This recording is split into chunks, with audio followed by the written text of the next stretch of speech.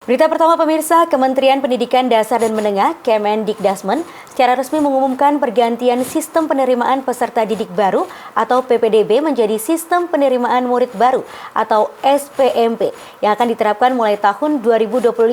Menteri Pendidikan Dasar dan Menengah Mendikdasmen Abdul Mukti menjelaskan SPMP akan memiliki 4 jalur penerimaan yakni domisili, prestasi, afirmasi, dan mutasi. Kementerian Pendidikan Dasar dan Menengah Kemendikdasmen resmi mengumumkan perubahan sistem penerimaan peserta didik baru atau PPDB menjadi sistem penerimaan murid baru atau SPMB yang akan mulai diterapkan pada 2025. Langkah ini diharapkan dapat meningkatkan efisiensi serta transparansi dalam proses penerimaan siswa baru di seluruh Indonesia. Menteri Pendidikan Dasar dan Menengah Abdul Mukti menuturkan, SPMB akan memiliki 4 jalur penerimaan yang berbeda, yaitu domisili, prestasi, afirmasi, dan mutasi. Keempat jalur ini dirancang untuk menjangkau berbagai latar belakang siswa dan memberikan kesempatan yang adil bagi semua calon murid. Itu nanti kalau dibaca di draftnya akan jelas sekali. Jadi intinya begini, ini yang kenapa kami ganti nama itu karena selama ini muncul pemahaman yang kurang tepat karena dianggap penerimaan itu hanya zonasi.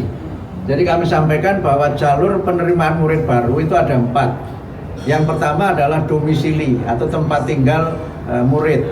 Kemudian yang kedua itu jalur prestasi. Yang ketiga jalur afirmasi. Yang keempat jalur mutasi. Nanti ada penjelasan masing-masing dari 4 jalur itu. Tapi saya ingin menjelaskan yang baru. Yang baru untuk SD semuanya sama, tidak ada perubahan. SMP itu yang berubah adalah persentase masing-masing jalur. Dan untuk jalur prestasi yang baru adalah adanya, kalau sebelumnya jalur prestasi itu kan ada akademik dan non-akademik. Non-akademik itu hanya ada 2, yaitu olahraga dan seni. Ditambah lagi nanti itu adalah jalur kepemimpinan. Jadi mereka yang aktif sebagai pengurus OSIS, pengurus misalnya pramuka atau yang lain-lain itu nanti menjadi pertimbangan melalui jalur prestasi itu. Jalur afirmasi itu persentasenya kita tambah yang memang masih untuk 2 kelompok. Pertama adalah untuk penyandang disabilitas, kemudian yang kedua adalah untuk masyarakat atau murid yang berasal dari keluarga yang kurang mampu. Jalur mutasi itu adalah karena tugas orang tua, dan termasuk jalur mutasi itu adalah kuota untuk para guru yang mengajar di sekolah tertentu. Jadi itu nanti detailnya bisa dibaca dalam draft yang saya kira sudah bisa diakses publik karena selama ini memang masih rahasia tapi sudah bocor alus kemana-mana.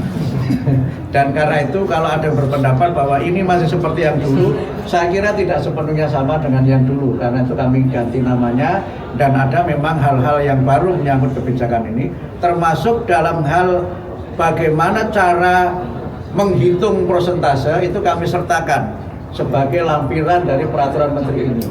Harapannya supaya multitafsir dari pelaksanaan aturan yang selama ini masih terjadi itu dapat kita minimalkan.